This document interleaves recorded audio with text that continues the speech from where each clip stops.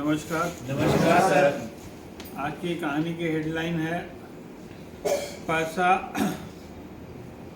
पैसा इंसान को ज़रूर ऊपर ले जा सकता है, लेकिन इंसान पैसे को कभी भी ऊपर नहीं ले जा सकता। आज की इसमें जो कहानी में मोटिवेशन है, उससे आप अपनी लाइफ बदल सकते हो। ध्यान से सुनिएगा, इसमें क्या मोरल बताया गया है। एक कहानी है एक राजा की, जो जिसका बेटा नहीं था, एक बेटी थी।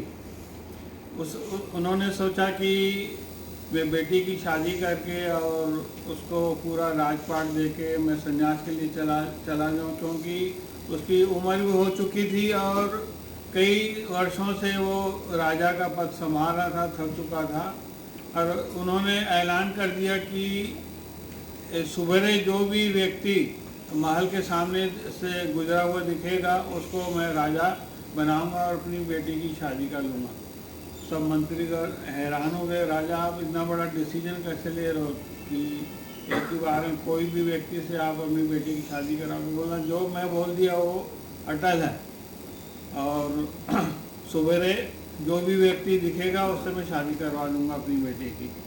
तो सिपाही लोग सवेरे खड़े हो गए। उन्होंने देखा कि एक लड़का फटे पुराने कपड़े पहने हुए आ रहा था, तो उसको लेके अंदर आए और राजा के सामने पेश किए। राजा ने अपने जुबान के मुताबिक अपनी बेटी की शादी उससे कर दी और पूरा राजपाट उसको दे दिया और खुद चले गए संन्यास के लिए। ये जो लड़का था नवयुवक, वो राजा का कैसा क्या काम है, कैसे युद्ध जीता जाता है, कुछ ही समय में पूरे वो गुण अपने प्राप्त कर लिए और अच्छा राज्य चलाने लगा। तो लोग खुश हुए, चलो भाई राजा ने पुराने राजा ने हमें एक अच्छा राजा दिया है। काम चलता रहा और उसमें राजा ने उसके जो सशस्त्र रहते थे या खजाना रहता था, सबके रूम अलग अलग बने हुए थे और वो सबकी चाबी महामंत्रियों को अलग अलग से दी गई थी।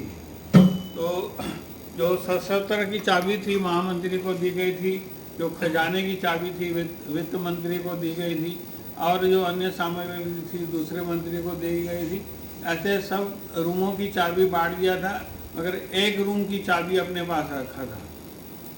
और ताजुब की बात यह थी कि जब भी उसको समय मिलता 15-20 दिन में जाता, आधा पौन घंटा बढ़ता और चुपचाप से बंद करके आ जाता, मगर वो चाबी अपने कमर से बांध के रखता था।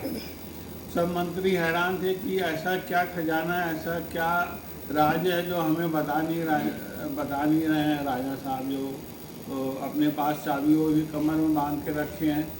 तो एक दिन जो वित्त मंत्री था, वो राजा से बड़ा था, उन्होंने हिम्मत करके राजा से कहा, राजा साहब मेरा एक सवाल है, गुस्ताखी माफ, आप इस रूम में ऐसा क्या है जो हमें बताना नहीं चाहते या दिखाना नहीं चाहते, क्या है इसमें, हम जानना चाहते हैं। तो राजा ने उसको डांट दिया, बोले तुम कौन हो, तुम मेरे से पूछने वाले, अगर चिल्ला दिया।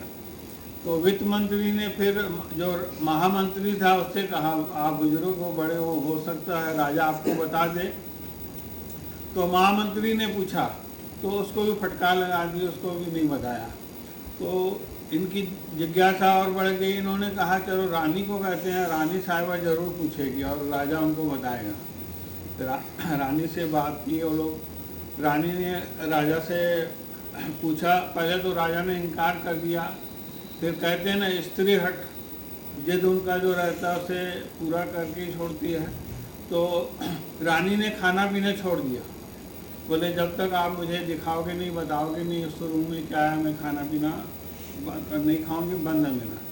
तो मजबूरन होकर राजा ने बोला चलो ठीक है। रानी को और सब मंत्रियों को अंदर ले गए, कमर से चाबी निकाली, ताला खोला, दरवाज़ा खोला। जैसे ही अंदर गए सब हैरान रह गए, अंदर में तो कुछ नहीं, खाली एक कूटे में पुराने कपड़े लगे हुए थे और कुछ भी नहीं था उसके अलावा। तो राजा और रानी पूछने लगी, जब इसमें कुछ है ही नहीं तो अंदर आप आके क्या करते हो, 15-20 मिनट तक क्या करते हो अंदर आके। तो राजा ने क्या कहा, ध्यान से सुनिएगा। राजा ने कहा, जब मुझे अंदर से ईगो आ जाता है, मुझे घमंड हो जाता है कि सर्वश्रेष्ठ राजा मैं ही हूँ, मैं आग के अंदर बैठता हूँ और शुरुआत दिनों को याद करता हूँ, इन कपड़ों को देखता हूँ। ये तो राजा की मेहरबानी थी और ईश्वर की कृपा थी, मुझे उन्होंने राजा का पद दिया और इतना बड़ा मेरे को आदमी बनाया। जब भी मुझे यहाँ घमंड हो जाता है ना, यहाँ अंदर आके बैठता हूँ और शुरुआत के दिनों को याद करता हूँ और अपने कपड़ों को देखता हूँ तो मेरे को समझ में आता है। ये तो थी राजा की कहानी। अगर हम लोगों में से किसी की, आप लोगों किसी को अगर आपके अंदर ईगो है, अगर आपको लग रहा है कि मैं ही सर्वश्रेष्ठ हूँ, मैं ही सब कर सकता हूँ, मेरे सिवा कोई नहीं कर सकता, तो आप इस शुरुआत दिनों को याद करें और याद करें उन दिनों को जब आप स्ट्रगल कर रहे थे। अपने आप हम्बल होने लगेंगे, अपने आप नम्रता आपके अंदर आएगी और आपको आप अपने आप को ज़मीन से जुड़ा हुआ समझेंगे। शुरू में ही मैंने कहा था कि पैसा इंसान को ज़रूर ऊपर ले जा सकता है, मगर इंसान पैसा कभी ऊपर नहीं ले जा सकता। धन्यवाद।